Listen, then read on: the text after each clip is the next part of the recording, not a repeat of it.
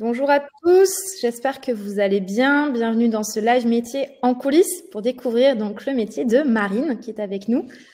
Bonjour Marine. Merci. Bonjour Camille, bonjour à tous.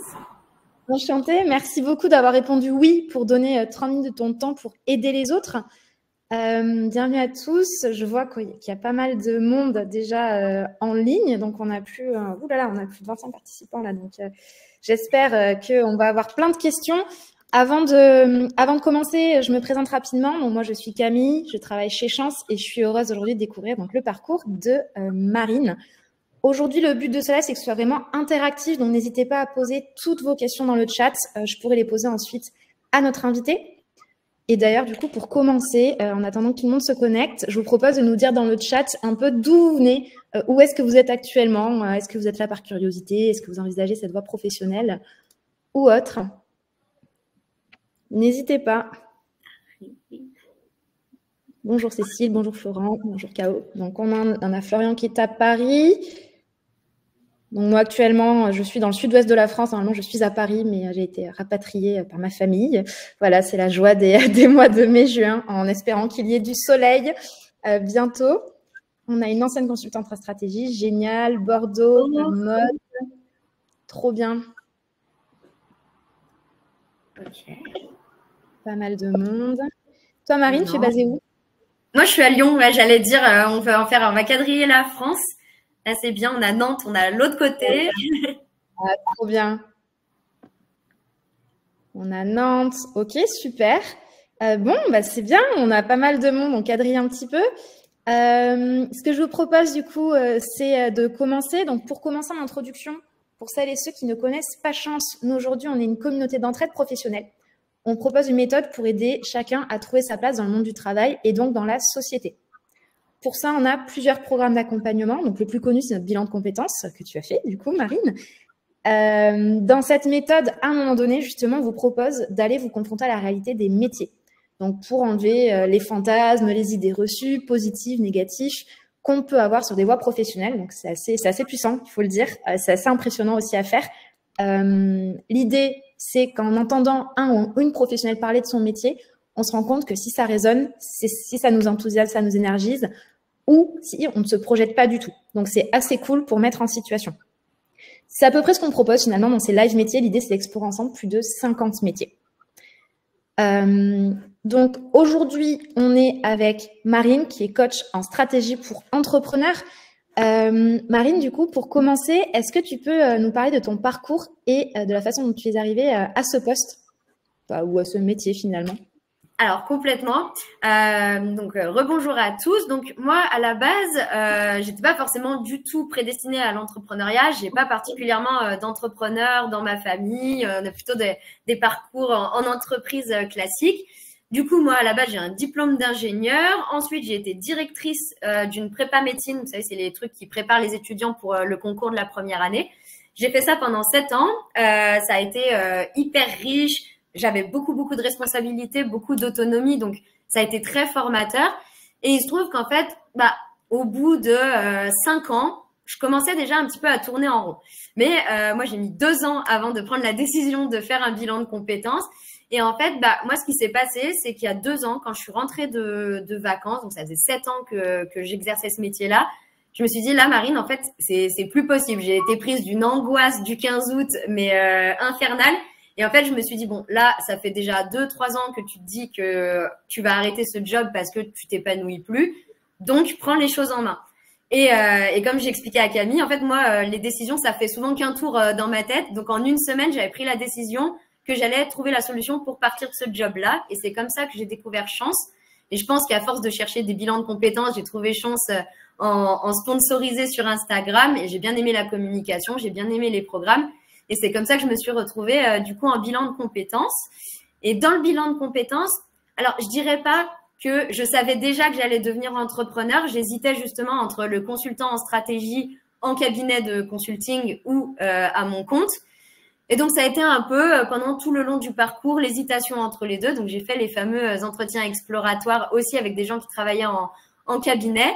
D'ailleurs, à la fin de mon parcours Chance, j'ai fait 3 mois de consulting en cabinet. Donc, l'entrepreneuriat me faisait encore peur à ce moment-là.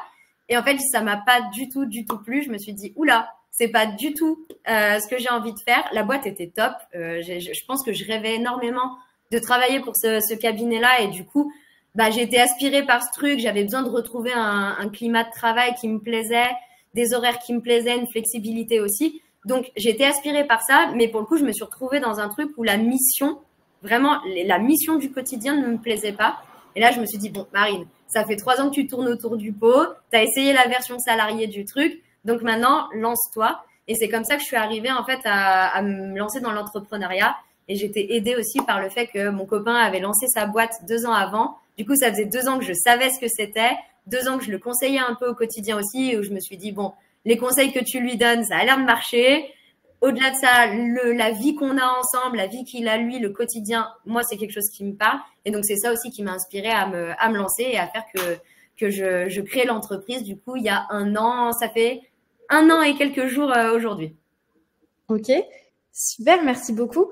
Et du coup, donc là, le pourquoi c'est hyper clair.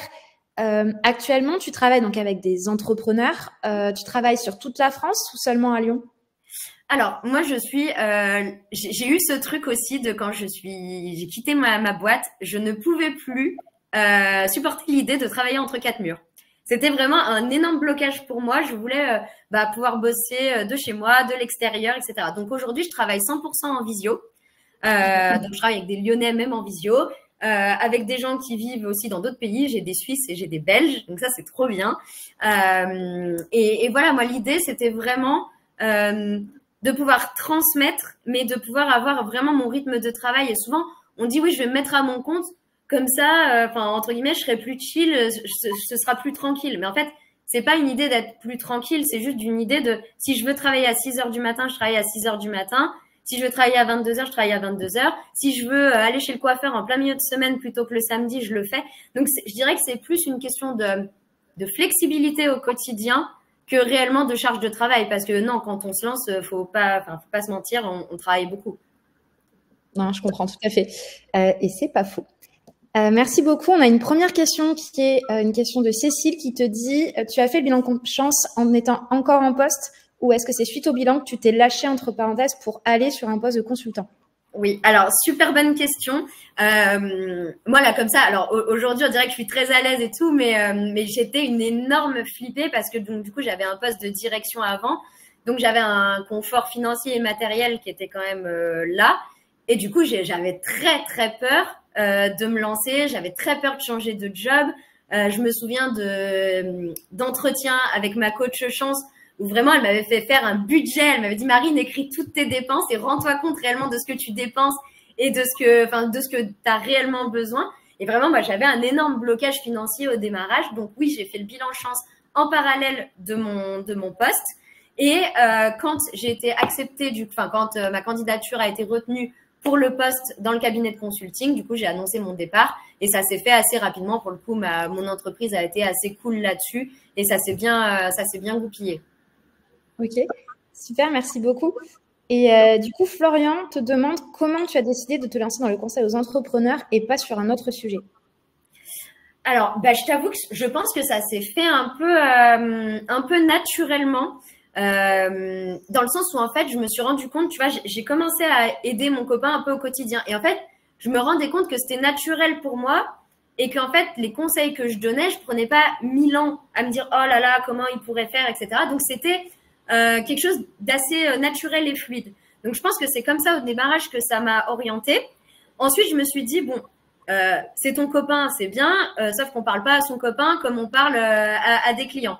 Donc je me suis dit, je vais tester ce que je fais avec d'autres entrepreneurs, peut-être sur d'autres sujets aussi, voir si les conseils que je donne peuvent marcher aussi bien avec des coachs, des thérapeutes, des agences de com.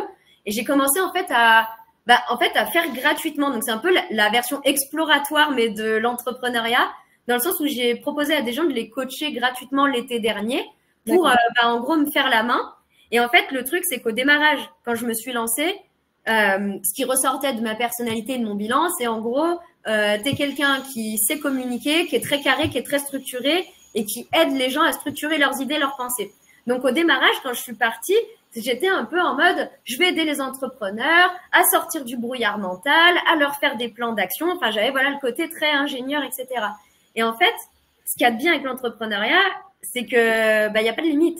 Donc, en fait, plus j'ai rencontré des gens et plus j'ai coaché de personnes différentes, plus je me suis orientée aussi vers ce que j'adorais faire. Et aujourd'hui, je suis moins sur le côté plan d'action organisation et je suis plus sur va être ta stratégie pour te faire connaître, trouver tes clients, faire grossir ton business, peut-être recruter des équipes, etc.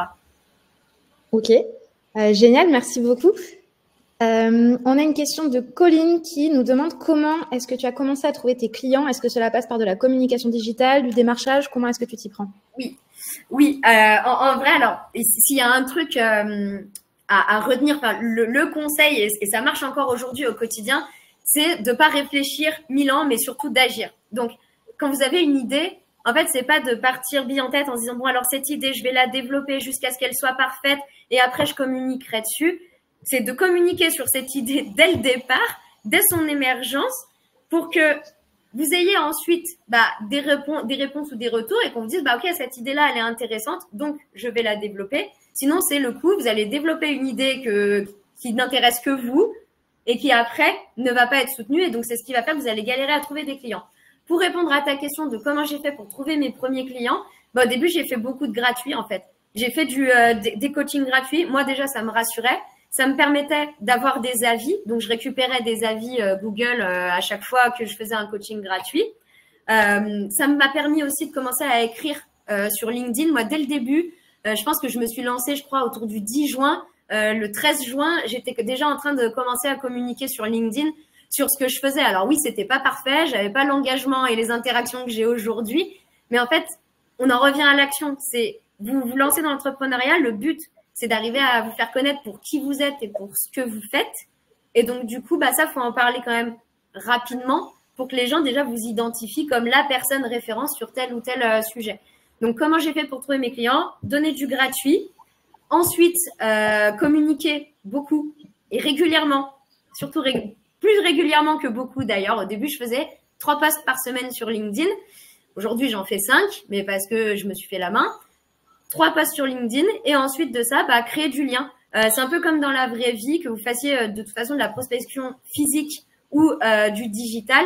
L'idée, ça va être de créer du lien avec d'autres personnes, avec d'autres entrepreneurs qui peut-être seront des partenaires demain, peut-être seront des clients, peut-être seront des gens qui vont avoir une activité connexe à la vôtre et vont vous amener par bouche à oreille aussi des clients. Donc vraiment, c'est se créer ce réseau digital. Et ça, moi, c'est un truc que je ne savais pas du tout faire à la base. Moi, j'étais dans une entreprise bien physique et purement physique. Donc oui, ça s'apprend. On le fait sur le tas, mais en vrai, le conseil, c'est action et discipline. On répète et on améliore à chaque fois. Ok, trop bien. Merci. Et du coup, en lien avec cette question, Cécile te demande si tu avais du réseau au départ. Non. Alors là, ça c'est vraiment le truc où moi ça a toujours été jamais eu de réseau. Quand je suis sortie d'ingénieur, j'avais pas de réseau dans le monde ingé. Quand j'étais dans le médical, j'avais pas de réseau dans le médical. Donc en fait, à chaque fois, c'est un réseau à reconstruire. Alors oui, les 2-3 premiers mois, c'est un peu, on a un peu ce décalage là où en général, en plus, alors moi, mon canal d'acquisition, moi c'est LinkedIn, mais ça marche pareil avec Instagram, dans le sens où quand on a un réseau de base, c'est pas un réseau où il y a notre cible. Donc, il y a ce travail-là, en fait, de changer son réseau où on voit tous les jours Jacqueline a un nouveau poste, félicitez-la. Donc, ça, c'est le réseau très corporate classique. Au réseau plus entrepreneur, où là, du coup, on a des gens qui sont comme nous dans les mêmes galères, des gens qui potentiellement écrivent des choses sur des sujets qui nous intéressent. Et en fait, c'est en activant ces relations-là que forcément, c'est la force des algorithmes aussi. Les algorithmes vont nous proposer des personnes dans la même veine et c'est comme ça qu'après le réseau grossit. Mais par contre, ça fait vraiment un effet boule de neige. Oui, au début, il faut être là, il faut beaucoup s'investir, il faut parler à beaucoup de gens, etc. Mais plus ça va, plus en fait, au lieu de gagner 2 abonnés par jour sur LinkedIn, on va en gagner 10, puis 20, puis 30. Et en fait, c'est vraiment un effet boule de neige. Ok, merci beaucoup. Céline te demande ensuite si tu as fait des formations pour choisir cette voie. Non, j'ai pas fait de formation. Par contre, moi, je suis quelqu'un de très impatient. Je pense que vous aviez compris l'idée. Du coup, je voulais me développer vite. Alors, en plus, avec mon stress financier, donc l'impatience plus ça, j'étais quelqu'un qui était en mode, bon, là, je me lance, dans 6 mois, il faut que ça marche. Voilà, je me mettais beaucoup la pression là-dessus. Donc, du coup, je me suis quand même lancée dans l'entrepreneuriat avec une bonne enveloppe pour pouvoir me payer les formations que j'avais envie. Par exemple, là, il y a encore pas très longtemps, je voulais m'améliorer sur la prospection, parce que moi, à la base, je suis pas forcément commerciale. Je sais faire, mais il y a des techniques qui sont plus pertinentes sur LinkedIn. Bah oui, j'ai pris un coach et tout de suite, bah, le bon coach, c'est des coachs à 2000 euros, 2500 euros. Et ça, en fait, je pense que il faut en avoir conscience dans le sens où c'est possible de réussir sans investir beaucoup, mais à ce moment-là, ça va prendre plus de temps parce que c'est vous qui allez devoir vous forger votre propre apprentissage. Par contre, oui, bah, si on veut aller vite, c'est un peu comme dans tout, hein. Quand on veut rentrer de soirée, on peut rentrer à pied et c'est gratuit, ou on peut payer le taxi et c'est payant. Et c'est un petit peu ce truc-là aussi dans l'entrepreneuriat. Ok, merci beaucoup. Alors là, j'ai 2 questions. On va faire une question en 2 en 1 parce qu'on a beaucoup de questions et merci beaucoup pour ça à tous les participants. Alors, Daphné te demande ce que tu entends quand tu dis conseil aux entreprises, c'est sur quel volet de l'entreprise exactement? Oui. Et Kiao te demande, et j'espère que j'ai bien prononcé ton prénom, Kiao, si ce n'est pas trop compliqué de conseiller les entrepreneurs sans avoir entrepris soi-même auparavant. Ouais, alors 2 très bonnes questions. Alors, sur quel volet? En général, moi, les entrepreneurs qui travaillent avec moi, c'est des entrepreneurs qui sont déjà lancés, mais qui vivotent de leur entreprise et qui n'arrivent pas à se sentir complètement serein avec cette activité-là, dans le sens où, bah, généralement, c'est des gens 30, 40, 50 ans, donc ils ont une vie, ils ont des charges, ils ont une maison, une famille. Donc l'idée, c'est qu'ils arrivent à en vivre confortablement. Et donc, ce qui pose problème en général à ces personnes-là, bah, il va y avoir une partie sur leur offre, donc vraiment leur proposition de valeur, ce qu'ils vendent. Après, il y a la façon dont ils vont communiquer sur ce qu'ils font, parce que des fois, il y a un écart entre la qualité de ce qu'ils proposent et comment ils le présentent au monde. Donc là, on va bosser à la fois sur l'offre et sur la façon de la présenter. Donc ça passe avec la communication sur les réseaux, mais ça passe aussi avec tout ce qui va être newsletter. J'ai des clients qui font des chaînes YouTube, j'ai des clients qui ont des podcasts aussi. Donc, c'est en fait créer tout ce réseau de communication pour faire connaître son activité et la présenter de la façon à ce que les gens aient envie de l'acheter. Et après, bah, on a toute la partie vente qui est finalement, bah, quand j'envoie un message de prospection, qu'est-ce que j'écris, comment je fais quand un client essaye de négocier, comment je fais pour satisfaire au maximum mon client une fois qu'on est en collaboration, comment je fais pour le fidéliser. Et donc là, on est plus sur une partie business à développer. Donc voilà un petit peu comment je les accompagne. On refond leur offre, on refond leur communication. Et après, on crée un système aussi pour pas qu'ils s'époumonnent tout le temps à aller chercher des nouveaux clients. Et donc, on met en place, bah, c'est un peu aussi ce que fait Chance, pour que finalement les prospects rentrent de façon un peu automatique et qu'après, qu'il n'y ait plus qu'à les alimenter pour les amener à devenir clients. Et donc, Kao, est-ce que c'était pas trop dur de conseiller Alors, oui et non, dans le sens où si par exemple, il y a un an, si tu me demandais de coacher mes coachés d'aujourd'hui sur les aspects sur lesquels je les coach, j'en aurais été incapable parce que mon accompagnement a énormément évolué, parce que moi aussi j'ai appris. Et donc, ce que je transmets aujourd'hui à mes coachés, c'est ce qui a marché pour moi, c'est des choses que j'ai testées moi. Et donc, c'est des choses que je maîtrise à 100%. Typiquement, là, tu vois, en ce moment, je suis en train de me former aux ads, donc du coup, à la publicité sponsorisée sur les réseaux. Je vais absolument coacher personne là-dessus parce que je me sens pas compétente sur le sujet, même si c'est un truc qui m'intéresse. Donc, en fait, à chaque fois, j'ai créé mes offres et mes accompagnements sur ce que je savais faire et ce sur quoi... en fait, c'est très, comment dire, l'entrepreneuriat, il faut être vraiment très, très à l'écoute de son marché. Ça veut dire qu'un jour, quelqu'un va vous dire « Non, mais c'est trop bien de bosser avec toi sur tel sujet. » C'est un peu ce qu'on fait dans le parcours Chance. C'est de mettre en relief ce que vous faites le mieux. Et en fait, après, dans l'entrepreneuriat, c'est la même chose. Quand quelqu'un vous dit « Mais t'es trop forte pour faire ça », là, déjà, ça doit faire tilt dans votre tête. Ça veut dire que le mec, il a peut-être interrogé 3-4 coachs différents, mais que vous avez réussi à lui donner la clé qui va l'aider. Et moi, j'ai 2-3 sujets comme ça sur lesquels je suis plus forte que les autres. Et donc, c'est là-dessus que sont basées mes offres. Ok, super, merci beaucoup. Est-ce que tu peux nous décrire une journée type en tant que coach? Alors, une journée type en tant que coach. Alors moi déjà, je suis donc toujours quand même très organisée, très cadrée.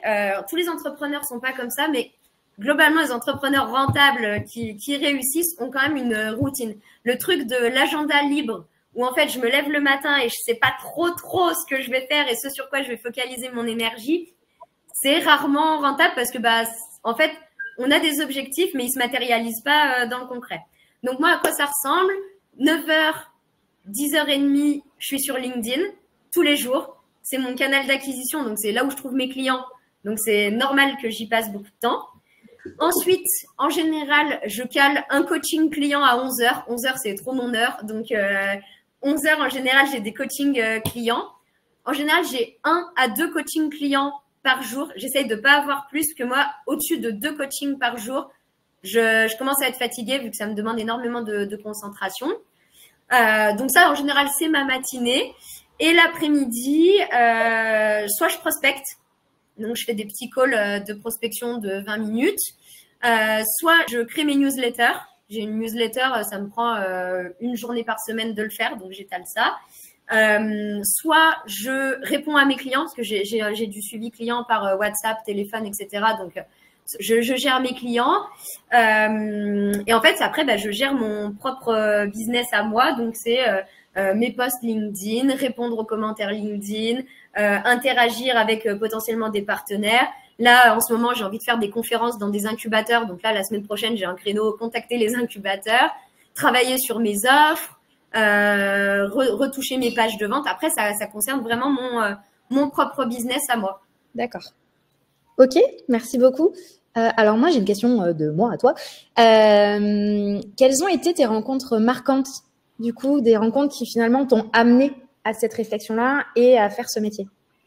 Alors, le premier truc dont je me souviens, tu vois, c'est typiquement ma coach Chance.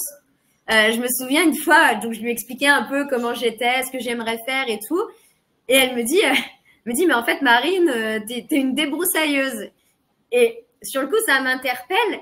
Et en fait, je me dis, oui, en fait, elle a pas tort parce que depuis toujours, j'ai la faculté d'un truc qui est un peu nébuleux, compliqué, à le simplifier, à en faire un plan d'action. Et en fait, déjà là, je me suis dit, ouais, ok, là, je tiens un truc. Et en fait, pour moi, ça, c'était pas si fou. Je me disais, tout le monde est un peu comme ça. Ça va, c'est une compétence comme une autre et tout. Et en fait, je pense que déjà, le parcours chance, moi, c'est peut-être même en ça que ça m'a le plus aidé.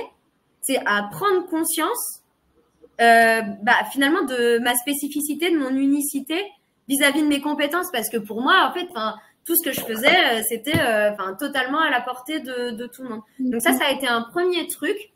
Et après, j'ai eu une deuxième rencontre quand je me suis lancée. Les 2 premiers mois, j'étais quand même... il y avait des jours, j'avais grave envie d'y aller. Je me disais, ouais, tu vas te créer ta vie de rêve et tout.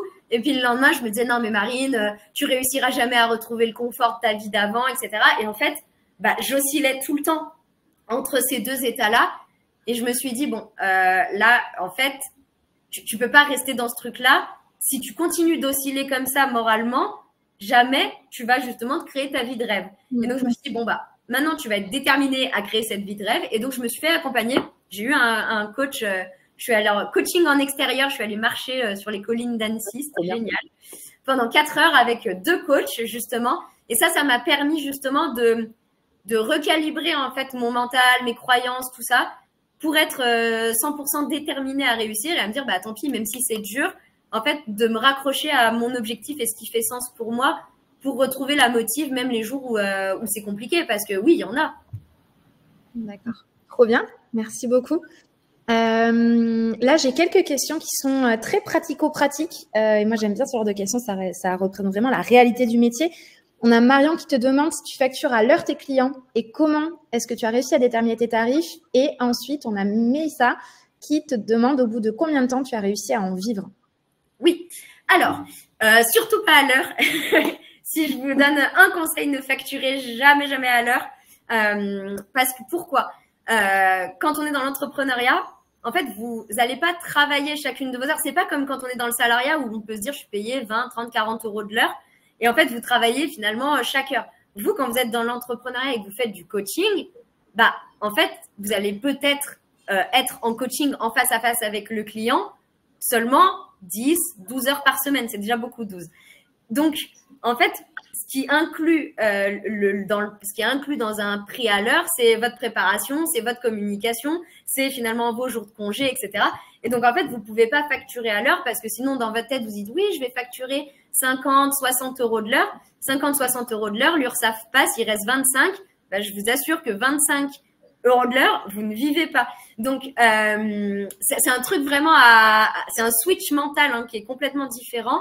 Où en fait, comment j'ai fixé mes tarifs, en fait, en fonction de la valeur de mon accompagnement, et ça, c'est des choses qui se travaillent quand on crée une offre aussi. Bien sûr que on peut rapporter ça à l'heure, et en fait, c'est juste de te dire, bah, pour cette heure délivrée au client, combien de temps j'ai travaillé moi avant, et pas juste pour préparer sa séance, pour le trouver en tant que prospect, pour les rendez-vous qu'on a peut-être eus, pour que j'arrive à le convaincre de travailler avec moi. Combien de temps j'ai bossé pour faire mes publications sur LinkedIn et sur Instagram pour attirer l'attention de ce prospect-là. Et en fait, c'est ça qui est inclus dans tout votre accompagnement. Alors bien sûr, après, on a des coachs un peu gourous qui vont vous vendre des trucs à 500 euros de l'heure, etc. Faut se méfier, oui et non. Il y en a certains qui abusent clairement. Il y en a d'autres. Moi, clairement, il y a des moments où j'ai été très mal, où j'ai été sur des problèmes qui m'obsédaient tous les jours. Et je me souviens un jour d'avoir dit à la fin d'un coaching d'1 heure, j'aurais dit, mais cette nana, elle m'aurait demandé 300 euros, je lui aurais donné parce qu'elle m'a enlevé une épine du pied qui est telle qu'en fait, je peux payer 300 euros pour pouvoir vivre ma vie de rêve à laquelle j'aspire depuis toutes ces années. Donc, le prix, c'est vraiment un truc qui se travaille avec l'offre, mais un conseil, ne facturez pas à l'heure parce que sinon, vous allez vraiment devoir avoir une énorme charge de prospection. Et en plus de ça, vous n'allez pas gagner votre vie très vite ni très bien. Et au bout de combien de temps, du coup, j'ai gagné ma vie Alors, moi, je vais te dire, j'ai commencé donc en juin-juillet dernier. Premier chiffre d'affaires du mois de juillet, 100 euros et des brouettes. Mais on est ravis hein, de faire 100 euros des brouettes le premier mois, c'est génial. Et je dirais qu'à partir du mois de décembre, j'ai commencé à avoir 2000 et des brouettes de chiffre d'affaires. Et là, pour le coup, depuis mars, 4000. Et là, sur juin, j'ai quasiment doublé. Donc, c'est beaucoup de travail. C'est possible. Par contre, ce qu'on disait un petit peu tout à l'heure avec Camille, j'aime pas trop cette idée de se dire, je me lance dans l'entrepreneuriat et du coup, je vais avoir mon rythme, ça va être un peu tranquille. Je vous cache pas que clairement, c'est ma première année, je bosse comme une folle. Ça m'arrive de bosser le week-end. En plus de ça, je suis quelqu'un qui travaille vite, donc ça m'aide. Mais je pense fondamentalement que si on prend les bonnes décisions dès le démarrage, qu'on se fait accompagner par les bonnes personnes, je pense aussi que si j'avais pas eu ce coaching là où à l'époque où j'oscillais entre je me sens bien, je me sens mal, en fait c'est ce truc-là, c'est encore une fois c'est l'action, c'est je suis face à un problème, je reste pas à m'empêtrer dans ce truc-là, c'est bon, ok, il y a un problème, je l'accepte, quelle est ma solution? Et on passe et on va finalement de problème en problème, mais tout le long de notre aventure entrepreneuriale. Mais l'idée c'est d'être toujours dans cette dynamique d'action et de tester des choses parce qu'il y a des fois on lance des trucs et ça marche pas, mais en lançant un truc, même si ça marche pas, ça apprend toujours quelque chose d'autre et ça permet d'ajuster. Donc en fait c'est vraiment ça qui fait que aujourd'hui oui j'arrive à en vivre de mon activité.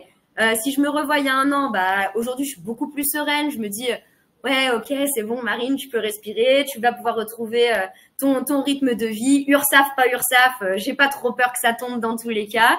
Moi en tout cas c'est comme ça que je voyais l'entrepreneuriat. Je voulais pas me dire je veux être stressée tous les jours et me poser la question de comment je vais manger à la fin du mois. C'était le truc où je me disais je ferai pas plus de 2 ans comme ça si je dois me poser la question de savoir ce que je vais manger à la fin du mois, de savoir si je vais pouvoir partir en vacances, etc. C'était pas du tout ma vision du truc. Donc oui, je me suis donné énormément les moyens en fait de rapidement me rassurer vis-à-vis de ça. Ok. Trop bien, merci beaucoup. Question hyper intéressante de Mathilde. Comment des entrepreneurs qui ne vivent pas de leur activité arrivent-ils à financer un coaching? Est-ce qu'il y a des aides? Non, alors en général, il y a très très très peu d'aides. Il y a très peu de choses qui sont finançables avec le CPF comme chance. Donc, comment ils financent? Alors, en général, ils en vivent pas aussi confortablement qu'ils le souhaitent. Mais moi, justement, les personnes que j'adresse sont des personnes qui en vivent suffisamment pour justement pouvoir investir. Et ça rejoint un point un petit peu qu'on disait tout à l'heure, c'est que si demain vous vous lancez, il y a un moment où, ok, ça peut être un métier passion, c'est souvent qu'on a envie d'aider des gens et qu'on a envie de transmettre, mais ça reste un business. Donc, aider des gens qui n'ont pas l'argent d'investir, c'est très, très compliqué et on se rapproche plus de l'associatif. Et ça, faut en avoir conscience.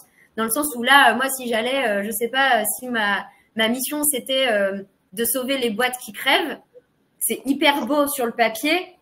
Pour autant, il y en aurait très peu qui arriveraient à trouver un financement pour me payer.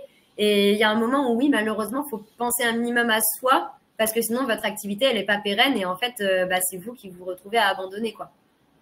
Ok, merci beaucoup.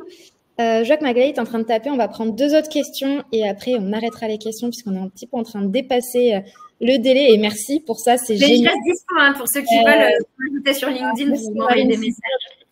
Ben voilà, c'était juste un petit témoignage. Merci beaucoup Magali pour ce petit message, c'est adorable. Est-ce que tu as des livres qui ont permis de te former? Alors, des livres, oui. Déjà, moi, il y a les livres d'Alexandre Dana, qui est le fondateur de Live Mentor. Enfin, moi, c'est quelqu'un, voilà, tu vois, dans les rencontres aussi qui m'ont inspiré.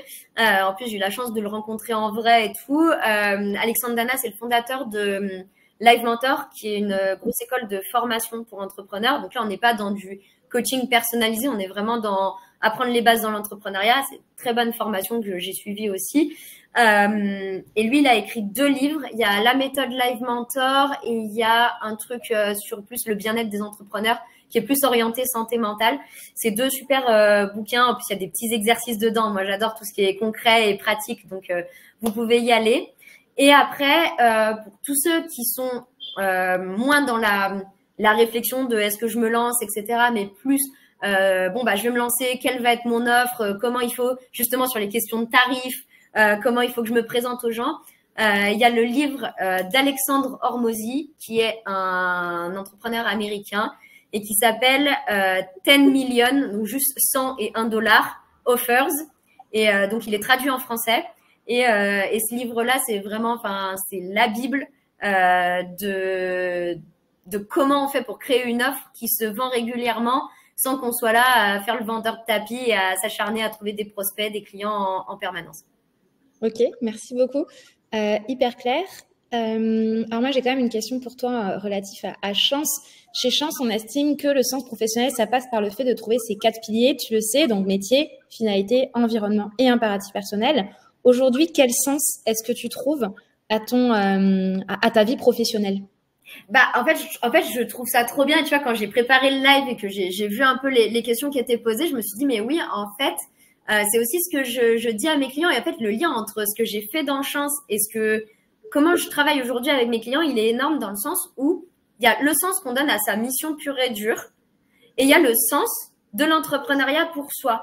Et en fait, moi, bien sûr que j'aime aider mes clients, bien sûr que j'aime les aider à se développer, à se sentir plus confortable parce que la plupart du temps, c'est des gens qui ont des grosses compétences, des grosses expertises. Et en fait, il leur manque juste de la structure et des méthodes pour les faire connaître. C'est des gens qui ont réellement envie d'aider les autres. Donc, j'ai très envie que ces personnes-là réussissent. Et ça, c'est le sens que je donne purement à mon travail.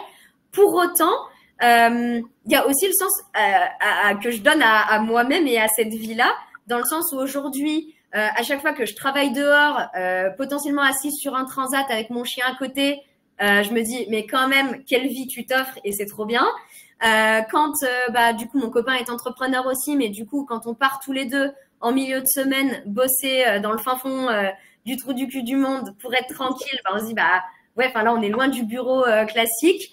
Donc, en fait, moi, il y a ce cadre de vie et ce côté impératif personnel où pour moi, c'était non négociable au moment où je suis sortie de Chance. Et au final, 1 an et demi après, c'est encore le cas. Aujourd'hui, je me dis, mais quelle chance tu as de le matin, quand ça caille, de pas sortir de chez toi, prendre le métro, sentir la transpi et tout. Et en fait, c'est des trucs, ça paraît hyper anodin, mais je pense que c'est important aussi au quotidien, après, quand on est entrepreneur, de s'en rendre compte. Et en fait, de se dire, ah bah voilà, aujourd'hui, il fait beau, je vais pouvoir aller travailler dehors, c'est quand même super cool. Et en fait, moi, c'est plus comme ça que je vois le sens de mon métier. C'est à la fois pour moi et pour mes clients. Et je trouve ça bien de mettre les deux ensemble. Et c'était ce qui était trop cool dans Chance aussi. C'était pas travail, c'était tout l'ensemble du cadre. Bah, merci beaucoup. Je crois que ça répond également à la question de Cécile, qui du coup te demandait un petit peu plus si tu avais un sentiment d'aboutissement, si tu avais atteint ce que tu avais rêvé il y a un an. Donc, je pense que ça répond à cette question.